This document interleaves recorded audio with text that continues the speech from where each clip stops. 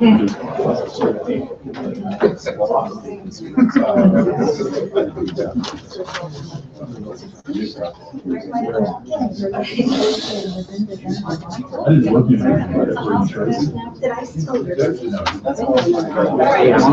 I really.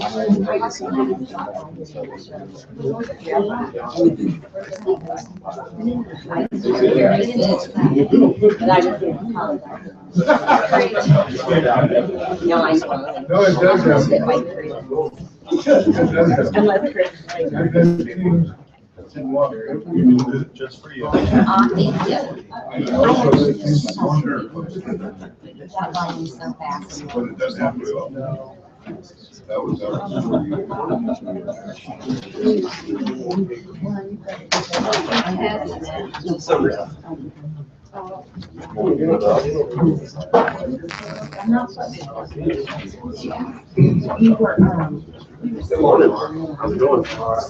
It was fine. It was working. I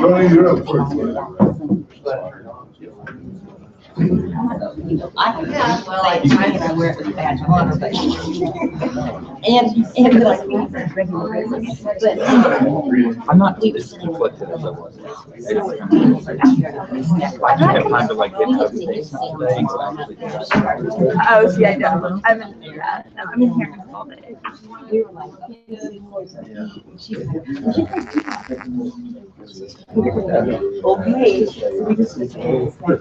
And I'm sitting there, and like, right when I stepped, there you went by.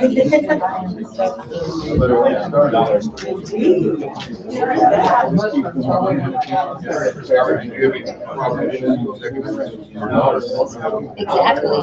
Oh, I just think it's a nice, Not yet. I'm gonna try to circle back sometime this week with right, exactly.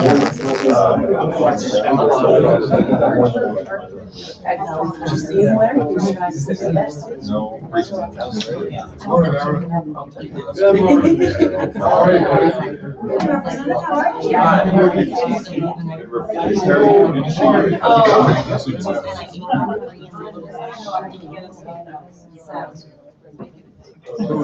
It's a shame. One of you guys.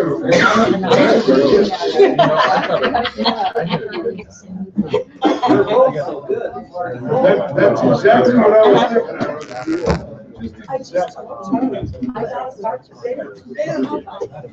Normally it's like our motivation. Carry on the tradition.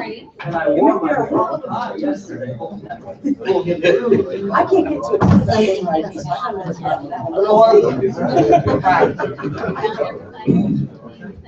And you know what? That's so funny. Like, there's just, you know, like, just for whatever reason, it doesn't happen very often. And we're sitting here and because we're so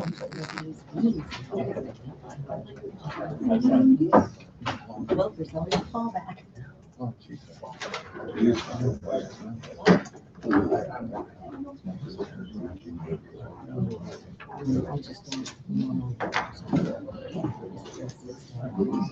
Good morning.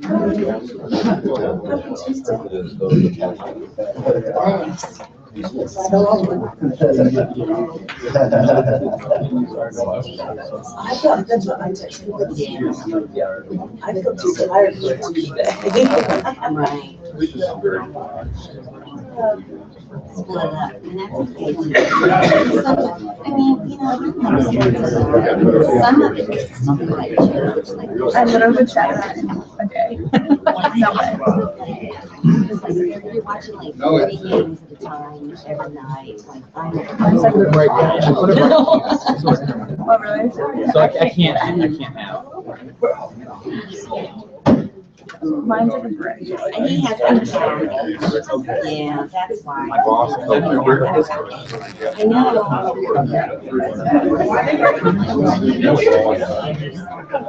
But yeah. When then. I mean, I think the only other one would work maybe like a giant.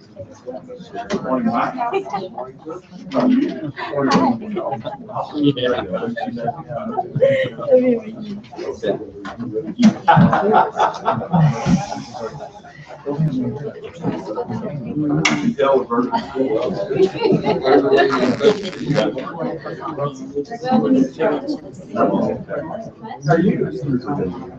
Good. Are you?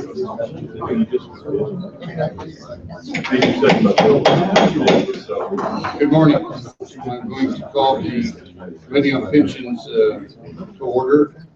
And we're going to hear 3 bills today, and we probably will try to accept on those bills following through those bills if we have time. So at this time, I'd like to ask Rita Clarkson to call the roll.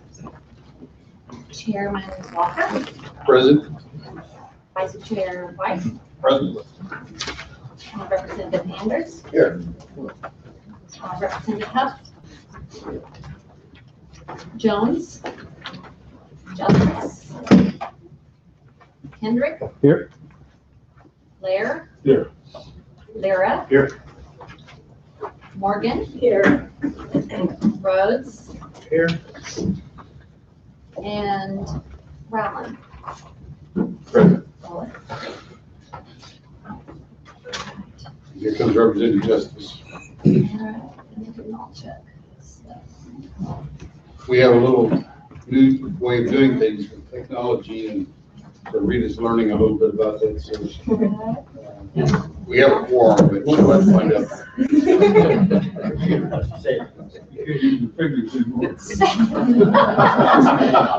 Okay, and there's too little. 3, 9.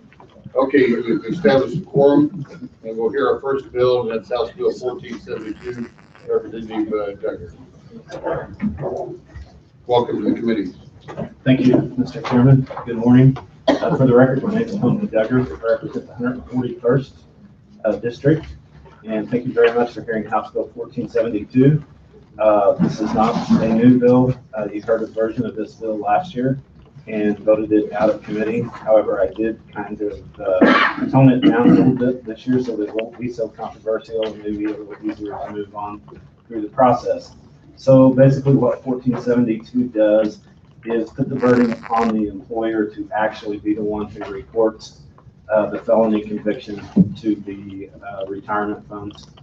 That's the first thing it does. And then the second thing is it defines, instead of saying a finding of guilt, we are changing that to a felony conviction because that's the terminology that the courts use. And so that is the 2 things I'm doing with this bill this year. And so I'll be glad to answer any questions. If not, I do have some witnesses coming behind me. Are there any questions for the sponsors? Go ahead. Thank you. Representative, I like the bill. Last year was an issue with the limits that we were raising that limit that would trip in from like 5 to 20. This is the way it currently is in statute, which is 5, correct? That's correct. Thank you. All right, thank you. Any other questions for the witness? I mean, for the sponsor? Okay. We'll call your first witness.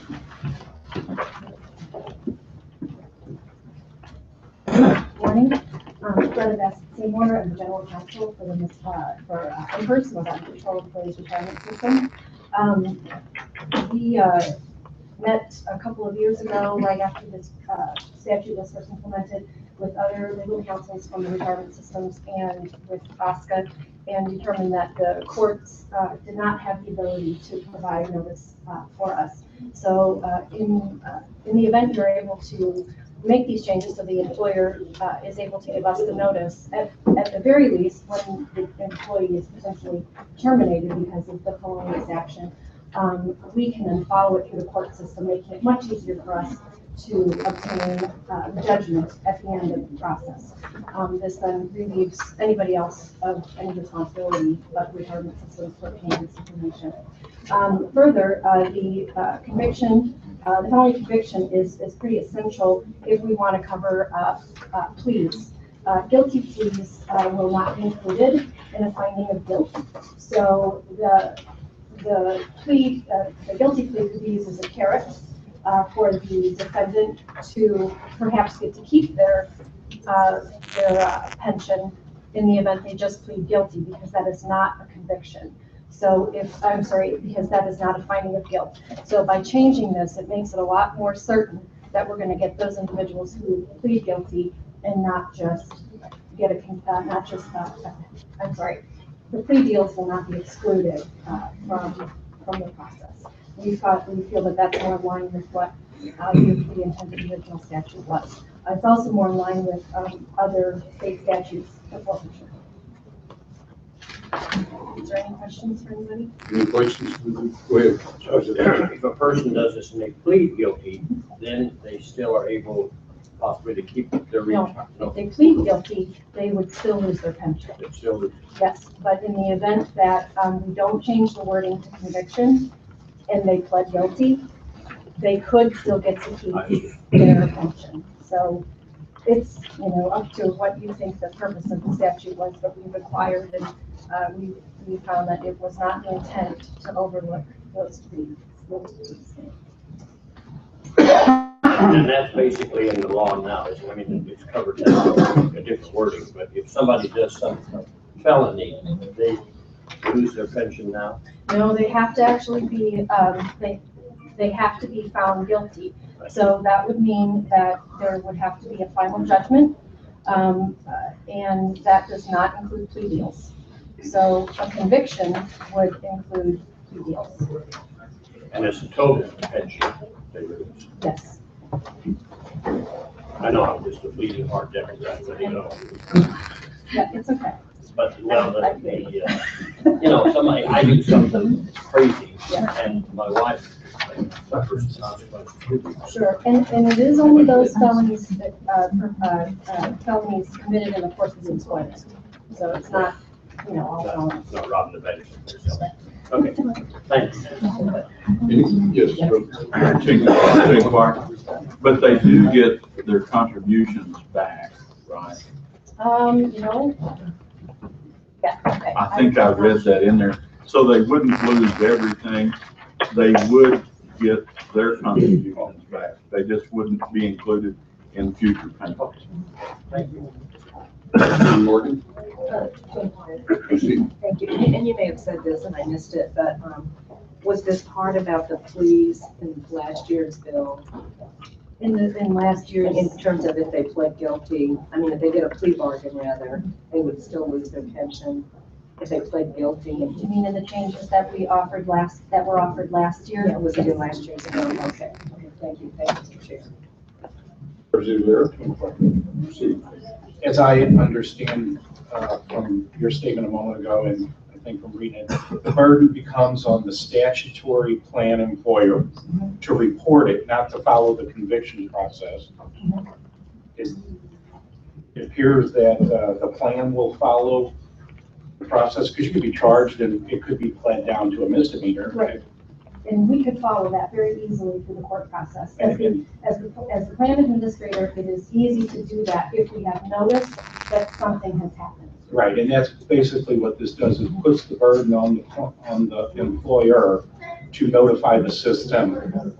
Yes. Right. So we can do And then that. the employer doesn't have to follow it through the process. I think that's where it could get lost. Right, absolutely. And we thought this through, and we can do this pretty easily. Every time somebody's terminated from an employer, they provide, at least with Embers, they provide us with a termination form and we just put on there why, tell us why the person was Well, they may terminated. not be terminated until the conviction, until the final adjudication.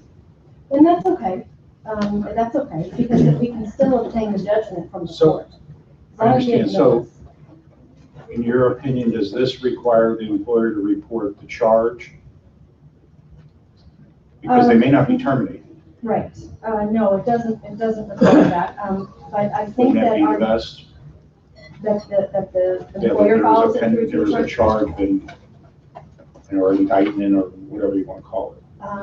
So are you suggesting that we would add language that would? Well, I don't know. It says you're committed in connection in the charge. It says any employer who is charged with conviction. Okay, so the charge. So the charge, right.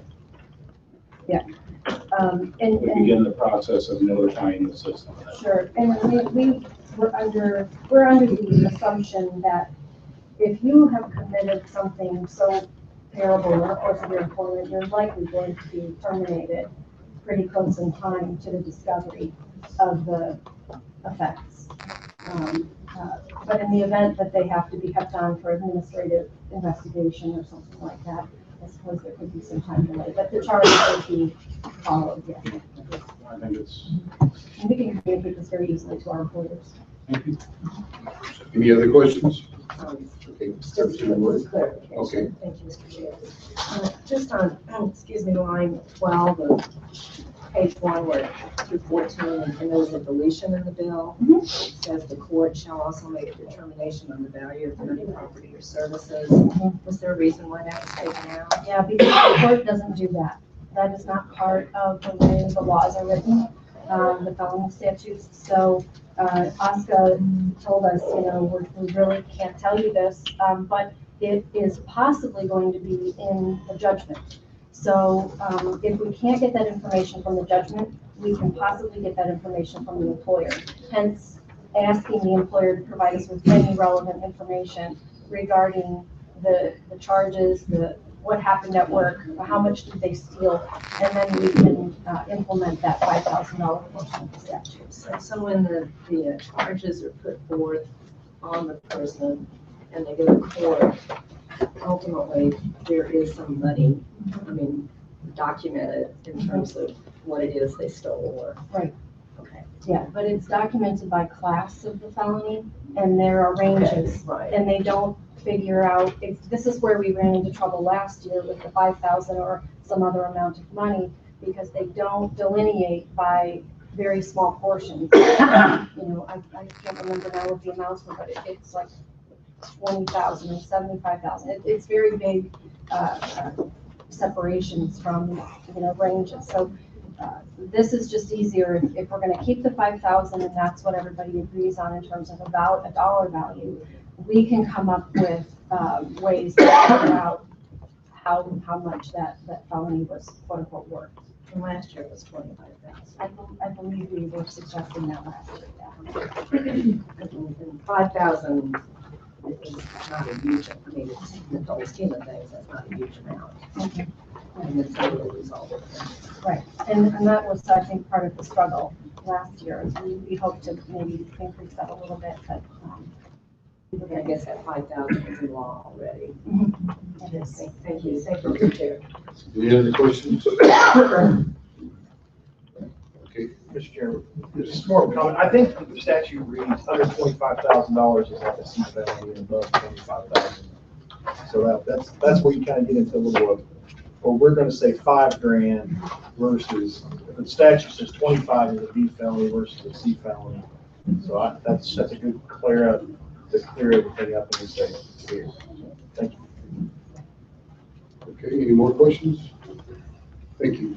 I want to remind everybody that are here to testify today to fill out a witness form, and whether you testify or if you want to go on record, fill out one. Is there any more witnesses here to testify in support of House Bill 1472? Good morning, Mr. Chairman, members of the committee, and Rhonda Stegman with Missouri State Employees Retirement System. We're just going on record in support of the bill. Anyone else? Support? Anyone that is here to testify in opposition to House Bill 1472?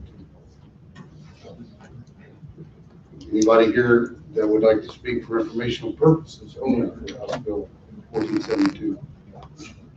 Representative, if you have some final comments. Again, thanks for hearing the bill. I think we've got the bill in really good shape this year, removing all the controversial parts, so hopefully we can get this to the system. Okay, thank you. Next, Representative Blair. We have two bills, House Bill 1709 and House Bill 1710, and we'll go with 1709 first. Watch your foot. Look at mother.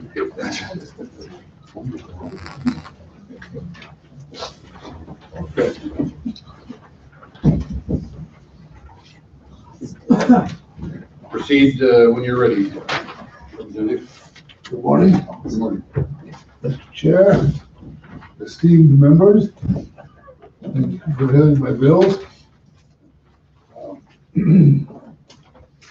Both of these bills were paid last year, and with only minor changes in 1709, which I'll talk about in a second, they're back. Okay, 1709 allows for any retiree that selects a joint survivor plan and has a subsequent divorce be allowed to pop up to a single life option upon receipt of the application. So basically, you've got your retirement, you get a divorce. If the court assigns sole ownership of the retirement benefits to you, you have a right to go back to the retirement system, ask for a pop-up, which means they go back in, refigure the amount you get, and put it back to a single. Should you have other plans immediately, fall in love at the cashier's stand or something on the way through, you've got 3 months from the marriage to redo that and put in another beneficiary under today's law. My bill puts that to a year. And I put it to a year mainly because a very sweet little old lady came into my office. And 3 months is certainly not enough. We were still partying at 3 months. And I thought, that's a hell of a good reason. If there's any questions, I'll be happy to answer, even leaving heart Democrat questions.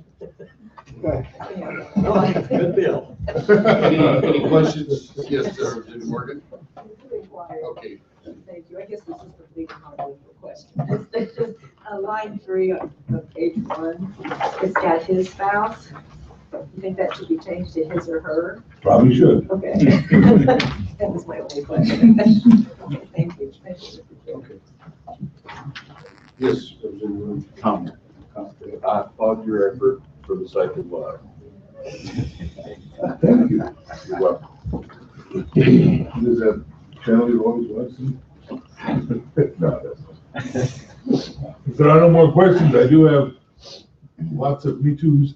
Okay, well, let's start with testimony in support of House Bill 1709. And remember to fill out the witness forms. Mr. Chairman, members of the committee, I'm Steve Yoakum, the Executive Director at PSRS. This bill is virtually identical to the bill we passed last year. I would point out, we've got a pop-up for regular retirees for some time. It is a little different when you're dealing with divorces because that surviving spouse, or that spouse in this case, does have a vested interest in this. So the requirement that they have to give that up in the divorce decree before it's eligible to have that pop-up is really the key in this one. But it does bring it very much in line with what we've been doing for a number of years on our regular retirements. Any questions for the witness? Yes. So if it's a nasty divorce, it probably isn't gonna happen. So probably not. That's probably true. It's obviously been going on for some time, and what normally happens is that they take it into consideration in some other, maybe they get the farm or the tractor and they give up the right to that or something, but this does clarify it a little bit and does allow that pop up. It's got to be in the judgment for this to come in. And I think the 1 year, I would point out too, the 3 months has been a hindrance. Sometimes people do forget, and even though they have 3 months after the marriage to make that announcement, notification to us, the 1 year probably is an improvement. Any other questions for the witness? Thank you. Thanks, sir. Any other who would like to testify on behalf of House Bill 1709? Thank you, Mr. Chairman, members of the committee. Mike Wood with the Missouri State Teachers Association here to support the bill. It's amazing when you get a phone call from a retiree that's gone through a divorce and you have to explain the situation to them. It's very simple. There's two ways in which they can get a pop-up under current law. Spouse they've divorced could die first, which, believe me, some of these have considered that, I would say. And number two is they can get remarried. Well, after just going through a divorce, many of them don't look at that as a good option either. So this will help a lot of people that actually call me quite often after they get a divorce and they retire. So we're very supportive of the bill. Any questions? Yes, anyone? And it's cost neutral because all of the payments Exactly. are adjusted Yep. actuarially. Yes. Correct. That we would not support anything that put a cost on the system. Really? Okay. I'm gonna remember that. Any other questions? Thank you. Any others that would like to testify? We have House Bill 17. Good morning, Mr. Chairman, members of the committee. My name is Jim Kreider. I'm the Executive Director of the Missouri Retired Teachers Association, and we'd like to voice our support of this bill, of House Bill 1709. And I'll just make a comment that in my 13 years at MRTA, this is the #1 call I do get. Believe it or not, the percentage of retirees who get divorced is the same as the general public at large. So, take any questions if you have any. Any questions for the witness? Thank you. Anyone else that would like to testify on behalf of House Bill 1709? Anyone who would like to testify in opposition to House Bill 1709? Anybody that would like to testify for informational purposes only for House Bill 1709? Do you have anything in closing on this bill? I do have an amendment that has been distributed, and it is totally a technical amendment. Would receive versus received, 3 versus 4. Basically, it's just all they are is technical. Okay, these just go to the selectmen. That's correct. Yeah. So, but those are the things that. Well, that concludes the hearing on House Bill 1709. We'll now have the hearing on House Bill 1710. Proceed. Okay. 1710, working after retirement. 1710 requires that any retiree obey the law. It's real simple. You can go into a lot of rhetoric on it, but all you have to do is obey the law. The law says $550 and half the money. Obey the law. We've got people who try to circumvent the law by putting a third party in the middle and having Kelly Services use the retiree and then have Kelly Services get the substitute and have Kelly Services paid, and then they pay the teacher. All we're saying is we want the law the same for everybody. There is really very little economic effect on the system, but there is some. There's got to be, because there are something like 600 people doing this because of the natural flow of the chart. We don't have exact numbers, and so, you know, a certain number of those would have to be hired as full-time by a district, and so they would then get pay into the retirement system. So realize that, you know, all we're asking for is to make the rules apply to everyone. And rather than somebody slickly figuring out how to get around them, just like our ethics proposals, immediately you throw one out and you've got 200 people figuring out how the hell to get around it.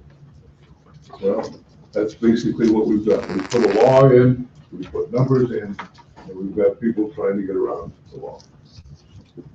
And I know that that's probably not quite as flowery as most, but that's what it is. Any questions for the sponsor? Do you have any people that? I do. Okay, well, let's proceed with those. Several of those same Same folks. people are back, huh? Yeah. Nice to see you again. Nice to see you. Mr. Chairman, members of the committee, again, Steve Yoakum with the Public School Retirement System. This is a somewhat of a unique situation, but it's really not, because I talked to peers around the country about who are faced with the same problem. And working after retirement is an issue in almost every state. This is not an innovative approach. This is what most states have decided to do in terms of handling it. They're looking at not who the employer is, but what they're actually doing. If they're coming in and teaching, then they treat that as a teaching and count that in the 550 hours, the limit that we have. And that's really what the bill is designed to do. It doesn't prohibit the district from using a third-party service. As a matter of fact, it really should have no difference one way or the other. But it doesn't advantage that district either. And there is a legal concern that we have in this from an equal protection standpoint, and that two similarly situated teachers are going to be treated differently under the current law. And we could use, for example, Ashland. If a teacher, retired teacher comes back and works in Ashland, they're limited to 550 hours. But if they work in Jefferson City and Columbia, they're not. And consequently, we're treating two similarly situated people differently, and that creates a bit of a legal problem. We're trying to correct that. Any questions from the witness? Yes, sir. So you're not supporting this legislation because it puts a burden on the system in any way. It shouldn't. They're not earning a benefit. No, it really doesn't change their benefit, except you can't pay them if they exceed 550 hours. So they're not going to work from Ashland to Jefferson City and getting back in the system. No, That's not the problem. No. And we do have a very few people, about 1/10 of 1%, about 77 or 80 people have gone back after they've retired and went back full time. They create a new membership, give up their pension while they're doing that. It's a little It different. suspends it Right.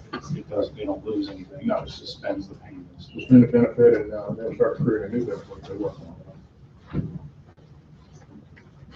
Any other questions? Yes, Edward. So like say a school district, if it was, they thought it was administratively more efficient, they could hire this third party, but the substitute teachers who work for that third party would go by the 550 hours. Okay. Correct. Okay, thank you. Anybody else? Thank you. Anybody else that would like to speak on behalf of House Bill 1710? Mr. Chairman, members of the committee, Otto Fagan, speaking on behalf Happy of birthday. Thank you. Hey, all right. Aw. You guys looked- I was thinking. Go ahead, we didn't want to throw This you off. testimony is not going back. We do support House Bill 1710. We're in complete agreement with the sponsors. We're in complete agreement with the system about the need to have this kind of equal treatment. The current law essentially is an unequal playing field that says it's actually favored to have the substitute staff being not employed by the district. That seems like a policy that needs to be corrected. We think this bill does that correction. Now, honestly, I hear a lot from our members, where Kelly Services is used as an employment front end for substitute. In many cases, they're doing a good job. So this is not something that is an attack on Kelly Services, and it won't restrict them in terms of being able to be a presence if they're a good choice for a school district. But it will make sure that it protects the system and protects all of our retired staff under a consistent framework so that they're all working under the same rule. We strongly support that. We think that's very important for the system. We urge the committee to vote favorably in this session. Happy to answer your questions. Any questions? Yes, sir. How does it protect the system? What does it protect? It's not so much the finance, but it's the importance of making sure that the system is functioning and perceived as functioning in a fair and equitable way. That our members value that. I don't know what that means, fair and equitable way. What do you mean? Well, we don't like to see unequal treatment of, it creates company. What's the inequity? Well, it's exactly what was already spoken to, and that is, our retired members are treated differently depending on the district where they work, and the terms of the law allow for certain folks in certain locations to work more. This bill allows for that. Allows Kansas City School to work 600 hours for retiree and PSRS 550. So We'll defer to the committee on the sponsor on that, and if they want to, I don't know. I'm failing to understand the inequity here that you're suggesting exists under this type of a system. Now, I understand if the law says they should work 500 hours and someone's working for a third party intervening and they get some 1,100. I get that. Right. I mean, that makes sense, but it's not equal here. So. Kansas City has their own, Yeah, I understand. retirement system, so there are rules. Thank you. Any other questions? Yes, sir. To inquire, and this question is hard to answer, why do school districts go to an employment service as opposed to doing their own, and don't they have some control on how many, I mean, can't they put, say, they're only allowed to work so many hours a year or something like that? I mean, they have some say about it. I'm sorry, but No, go ahead. I don't, is that? they do have control. It's just that they're trying to skirt the system. You know, maybe they're long-term stuff. Maybe it's somebody who got sick in October, and they're, rather than hire a real teacher, they're gonna use a substitute all the way through the whole year. And so, they do have control. They don't have to let them go past 550. So the substitutes aren't real teachers. Some of them I've seen are, but, I suppose they're a warm body in a room, yeah. That's, in a lot of cases, that's what they are. Other questions? Thank you. Thank you. Mr. Chairman, members of the committee, Mike Wood with the Missouri State Teachers Association here to support the bill. I think I may have a little better answer for you, Representative Justice. I think a number of school districts have gone to a third-party administrator to meet requirements under the Affordable Care Act. So if you get a long-term sub that may be working over a long period of time, they want to make sure that they don't qualify then for a health insurance benefit. And by going through that third-party administrator, they're able to get themselves out from underneath that requirement of the Affordable Care Act. That's my understanding. That's why a number of the larger districts we've seen that have done it because of that requirement in Affordable Care Act. 550 would be way below that though, wouldn't it? Well, but I think under Affordable Care, it's how many hours you work in a week or over a certain period of time that may need a requirement there. That's my understanding of it anyway, and I am not an expert on Affordable Care, but that's my understanding. We support the bill because we want all retirees when working in a PSRS district be treated the same regardless of who their employer is. Any questions for the witness? Thank you. Anyone else like to testify in support of House Bill 1710? The leader of the gray tsunami. Mr. Chairman and members of the committee, Jim Kreider again for the Missouri Retired Teachers Association. We'd like to go on record in favor of this bill. I represent all retirees, and a lot of them would like to work full-time and draw a check. They, so we're just letting you know that there's going to be some members that are not going to be happy with us. But the fair and right thing to do is that we treat everybody equal under the law, which is 550 hours. We also worry about public relations and the fact that some people will accuse us, even today, of double dipping. Meaning you get a check and you go back to the school that time. But in public education, it's particularly useful to have a qualified substitute teacher that is certified into that school district, and it helps the kids. So we're in favor of the 550 hours for certain, but we're also in favor of being treated equally throughout the state. And 550 hours should be upheld. So we're in favor of House Bill 1710. Thank you. Any questions? Yes, sir. Under PSRS, if a teacher retires there, they could go to, let's say, the Kansas City or the St. Louis system and work full-time, correct? Since it's a different system? Okay. Private school. Yeah. Kansas. Yeah, Kansas, Arkansas. They don't know the language. Yeah. No. That's why it doesn't make them any different. They have to give up their shoes. Any other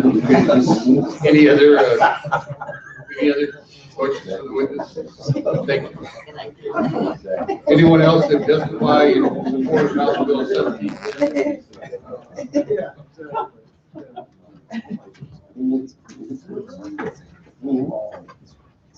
Good morning, I'm Carol Leonard, and I'm president of Missouri NEA Retired. As in that position, we're part of Missouri NEA, and so Otto Spajan's testimony has already spoken for our association. And since two people don't speak for the same group, I guess I'm speaking this morning as an individual, but doing so representing our members of Missouri NEA Retired. We want to go on record in favor of this. I couldn't sit there and hear that substitutes are in many cases a warm body. Unfortunately, that sometimes happens, but some of the very best substitutes are our retired teachers. They bring a wealth of experience to the classroom, and they certainly deserve the respect and the opportunity to work up to 550 hours. However, just to reiterate what's already been said, it's a fairness issue. Why should a teacher in a rural district where there is no option to work for another agency like Kelly be limited to 550 hours, while someone in the metropolitan area or say Jeff City or Columbia has the option to work far more? That's just my personal addition to the comments that have been made. Any questions for the witness? Thank you. Anyone else here that would like to testify on behalf of House Bill 1710? Anyone that would like to speak in opposition to House Bill 1710? Anyone that would like to testify for information purposes only for House Bill 1710? Sponsor, do you have anything else you'd like to add? No, not really. Okay, that concludes this hearing of House Bill 1710. But everybody in Arkansas might have it.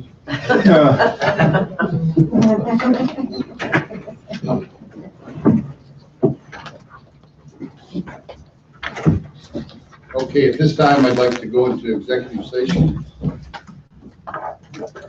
And first up, I move that House Bill 1472 be voted do pass. Is there any discussion? Rita, please call the roll. Chairman Walker, Aye. Vice Chair White, Aye. Representative Anders, Yes. Huff, Yes. Representative Jones, Justice, Yes. Hendrick. Aye. Lair, Yes. Lyra. Aye. Morgan, No. Rhodes, Aye. Rowland. Aye. 1, 2, 3, 10 left. By your vote of 10 ayes and 1 no, you have voted House Bill 1472 do pass.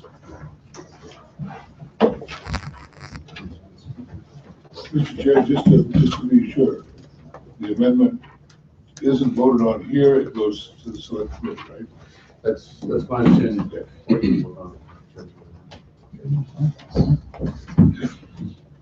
It will end up in Representative Dugan's committee. Do you want us to go ahead and put that amendment on the bill here? Okay. Too late. That's right. That's right. I move for House Bill 1709, be voted do pass. Any discussion?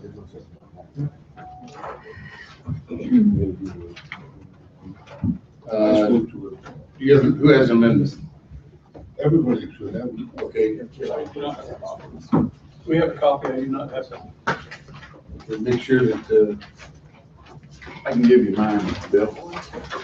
There has been an amendment and it has been distributed. And it ends up at .06H. Representative, you want to clarify again what this amendment does?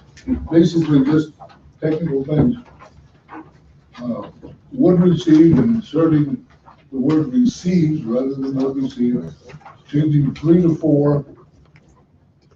No, excuse me, leaving 3 and changing it to 4, and inserting in 29, deleting all of the lines, the person received retirement allowance under section sub 4 of 16967.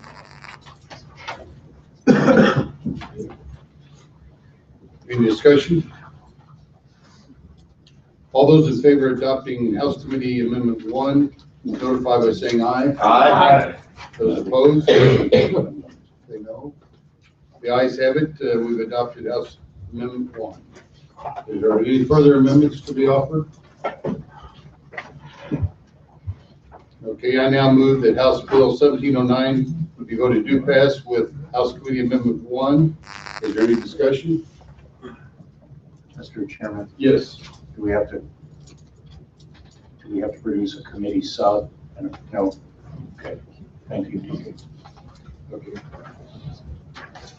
I now move that House Bill 1709 be voted do pass with House Committee 1. Is there any discussion? Rita, please call the roll. Chairman Walker, Aye. Vice Chair White, Aye. Representative Andrews. Yes. Huff, Aye. Jones, Justice, Aye. Kendrick, Aye. Lair, Yes. Lyra, Aye. Morgan, Yes. Rhodes, Aye. Rowland. Yes. That's right.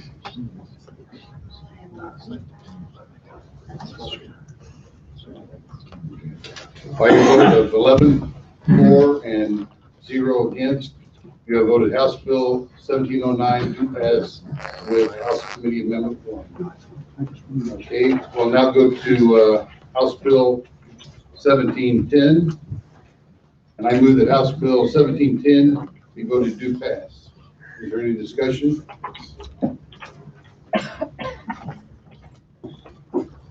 Rita, please call the roll. Chairman Walker, Aye. Vice Chair White, Yes. Andrews, Yes. Huff, Aye. Jones, Justice, Kendrick, Aye. Lair, Yes. Lyra, Aye. Morgan, Yes. Rhodes, Aye. Rowland. Aye.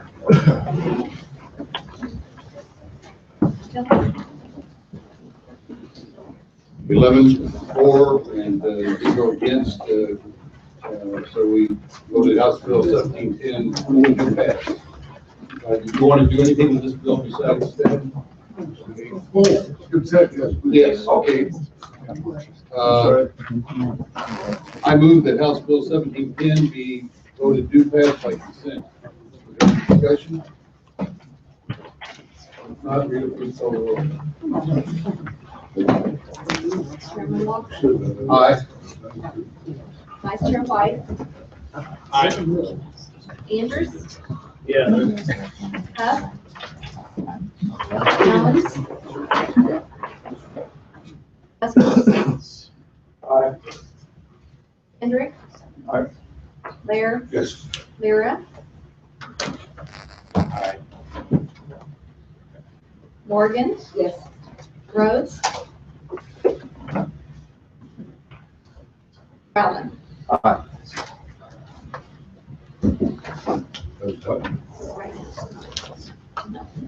Okay, by your vote of 9-0, House Bill 1710 has been voted do pass by consent. Would, this be the time to do that with one item? Does that have to be done?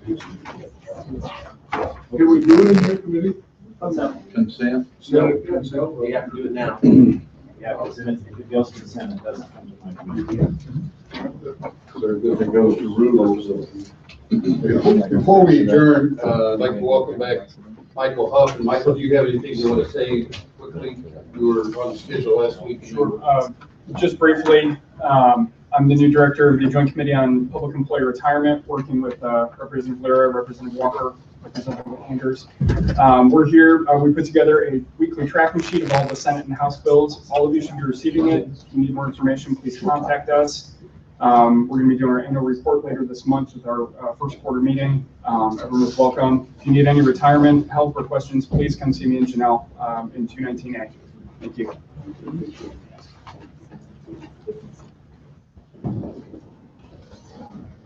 Want to go back to 1709? If you could send it to Ted, yes, please. I move that House Bill 1709 be voted to pass by consent. Any discussion? Okay. Rita, call the roll. Chairman Walker, Aye. Vice Chair White, Yes. Andrews, Yes. Huff, Jones, Justice, Yes. Kendrick, Lair, Yes. Lyra. Aye. Morgan, Yes. Rhodes, and Rowland. Aye. 7, 8, 5 more. Okay, by a vote of eight ayes and 0 noes, House Bill 1709 has been voted to pass for consent. Thank you. That concludes the hearing.